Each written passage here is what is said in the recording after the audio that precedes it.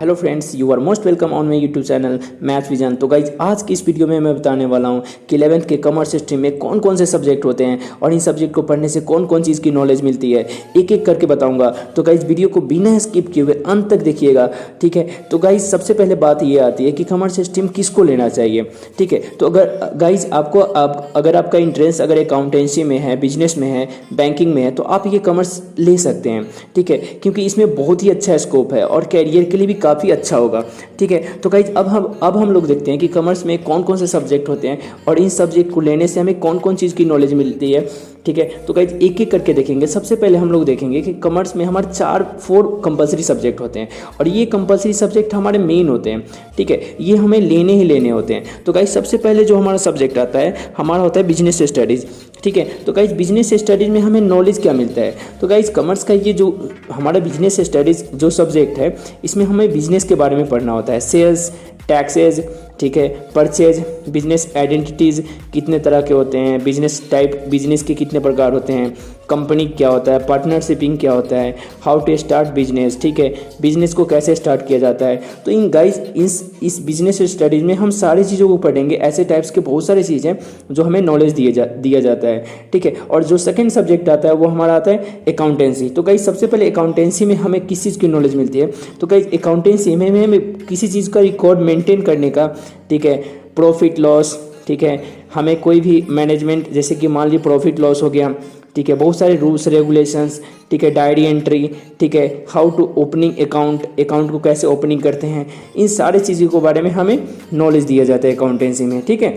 अब आता है नेक्स्ट सब्जेक्ट आता है हमारा गाइज आता है इकोनॉमिक्स, ठीक है। तो इकोनॉमिक्स में हमें किस चीज़ की नॉलेज मिलती है, गाइज इकोनॉमिक्स में आप जानते हैं ये हमारा जो सब्जेक्ट है ये बहुत ही ज़्यादा इंपॉर्टेंट सब्जेक्ट है, ठीक है। जो इनको पढ़ने से हमें गाइज सबसे पहले इकोनॉमिक स्टेटस के बारे में नॉलेज मिलती है, जो कि डेवलपमेंट क्या है, ठीक है, एग्रीकल्चर स्टेटस क्या है, उसका सर्विस स्टेटस क्या है, ठीक है, और पैसे को कैसे खर्च करना चाहिए, कहाँ कहाँ पे लगाना चाहिए, ठीक है, किसी कंट्री की इकोनॉमिक्स क्या है और किसी कंट्री के कोई भी समस्या हो, जैसे कोई भी इकोनॉमिक इशूज़ हो, ठीक है, ऐसे टाइप के कोई भी अगर इकोनॉमिक्स प्रॉब्लम्स हो तो इस इकोनॉमी की सब्जेक्ट की मदद से हमें उसके बारे में बताया जाता है कि हमें कैसे किसी कंट्री का, किसी देश का इकोनॉमिक इशू कैसे सॉल्व करना है। इन सारी चीज़ों की हमें नॉलेज दी जाती है। और फोर्थ सब्जेक्ट होता है हमारा इंग्लिश होता है, जो कि आपको पता है इंग्लिश में हमें इंग्लिश की नॉर्मल लैंग्वेजेस होते हैं उनके बारे में बेसिक्स इंग्लिश, स्पोकन और मतलब कि एडवांस लेवल का इंग्लिश का नॉलेज हमें दिया जाता है, ठीक है। अब गाइज होता है कि हमारा ऑप्शनल सब्जेक्ट आता है, ठीक है। तो गाइज ये ऑप्शनल सब्जेक्ट हमारे स्कूल पे डिपेंड करता है, ये करता है कि आप कौन से मीडियम से पढ़ रहे हो, ठीक है, कि आप सीबीएसई से हो या फिर स्टेट बोर्ड से हो, ये डिपेंड करता है हमारे स्कूल पे ऊपर डिपेंड करता है, ठीक है। तो ऑप्शनल सब्जेक्ट में हमारा बहुत सारे सब्जेक्ट होते हैं। ये स्कूल आप वहाँ पे जा करके पता कर लीजिएगा कि आपका कौन कौन से सब्जेक्ट उसी स्कूल में है, ठीक है। उसी में से आपको एक सब्जेक्ट आपको चुनने के लिए दिया जाएगा। जैसे कि मान लीजिए फर्स्ट सब्जेक्ट हमारा ऑप्शनल में होता है मैथमेटिक्स होता है। तो गाइज मैथमेटिक्स तो आप जानते हैं काफ़ी बेहतर भी होता है, इसमें बहुत सारे हमें नॉलेज मिलते हैं, तो काफ़ी बेहतर है मैथमेटिक्स। मैं रिकमेंड करूँगा, मैं मैथ्स का स्टूडेंट भी हूँ, ठीक है, तो मैथ्स आप ले सकते हो, काफ़ी बेहतर है, ठीक है। उसका सेकंड जो ऑप्शनल सब्जेक्ट होता है हमारा होता है कंप्यूटर साइंस। तो कंप्यूटर साइंस में आप कंप्यूटर की नॉलेज, आईटी वगैरह, आईटी सेक्टर, सॉफ्टवेयर डेवलपमेंट, इन सारी चीज़ों के बारे में आपको नॉलेज दी जाती है।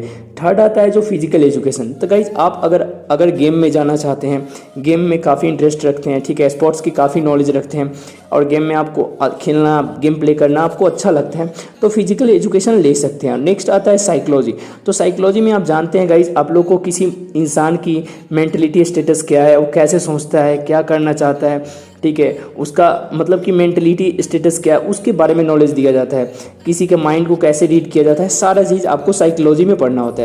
अब नेक्स्ट आता है जैसे हिंदी हो गया, पेंटिंग हो गया, म्यूजिक हो गया, ये सारे के सारे क्या है ऑप्शनल सब्जेक्ट में आता है। इन सब में से आप कोई भी सब्जेक्ट ले सकते हो, लेकिन ये सारे स्कूल के ऊपर डिपेंड करता है। अगर इनके टीचर्स स्कूल में अवेलेबल होते हैं तो ये चीज़ अवेलेबल है, ये आप स्कूल में जाकर वहाँ से पूछ सकते हैं। तो ये 4 सब्जेक्ट आपका कंपलसरी हो गया और 1 सब्जेक्ट आपका ऑप्शनल होता है। गाइज एक और सब्जेक्ट होता है जो हमारा एडिशनल होता है। तो गाइज एडिशनल सब्जेक्ट हर स्कूल में नहीं होता है, ये कहीं कहीं होता है, क्योंकि एडिशनल सब्जेक्ट जब ही रखा जाता है क्योंकि उसके अगर आपके उसी स्कूल में अगर एक्स्ट्रा एक टीचर है जब ही एडिशनल सब्जेक्ट हमें प्रोवाइड कराया जाता है, अदरवाइज एडिशनल सब्जेक्ट की ज़रूरत नहीं होती है। तो एडिशनल सब्जेक्ट अगर उस स्कूल में है तो आप ले सकते हैं, अदरवाइज एडिशनल की ज़रूरत नहीं होती। आपका काम होगा ओनली 4 कंपलसरी सब्जेक्ट और 1 main subject, sorry optional subject से ही आपका हो जाएगा, ठीक है। तो गाइस इस तरह से मैंने आपके सारे डाउट्स क्लियर कर दिए हैं। अगर आप लोगों को अगर दी हुई जानकारी अगर अच्छा लगे तो आप लोग अपने दोस्तों में शेयर करें और चैनल पे अगर नए हैं तो सब्सक्राइब कर ले। Okay guys, thanks to all.